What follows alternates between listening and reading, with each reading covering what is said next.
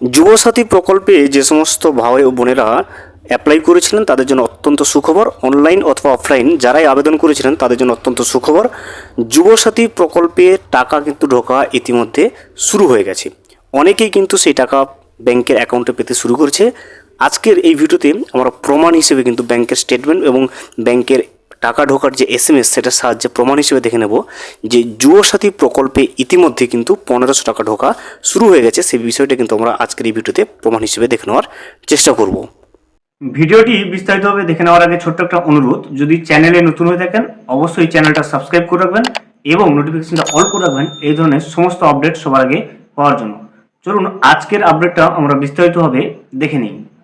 এই মুহূর্তে আপনি স্ক্রিনে যেটা দেখতে পাচ্ছেন সেটা হচ্ছে যুবসাথী প্রকল্পে একজন ভাইয়ের 1500 টাকা ব্যাংকের অ্যাকাউন্টে ঢুকলো, সেটার কিন্তু ব্যাংকের যে SMS সেটা কিন্তু আপনি দেখতে পাচ্ছেন। দেখুন, your account has credit for assistance বাংলার যুবসাথী অফ ₹1500 অন 12/3/2026 এবং অ্যাভেলেবল ব্যালেন্সটা দেখাচ্ছে।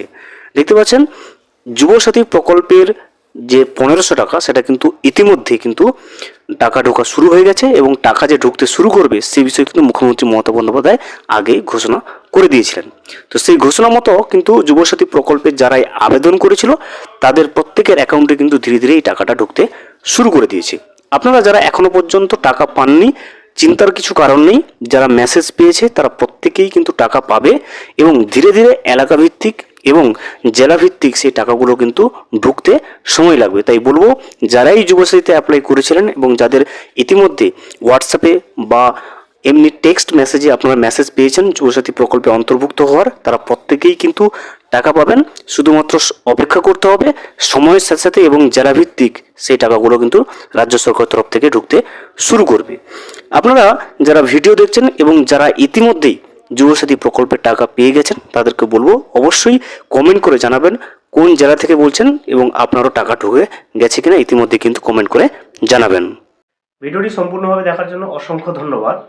এখনো পর্যন্ত যদি চ্যানেলে নতুন হয়ে থাকেন এবং সাবস্ক্রাইব না করে থাকেন অনুগ্রহ করে চ্যানেলটা সাবস্ক্রাইব করে পাশে থাকবেন।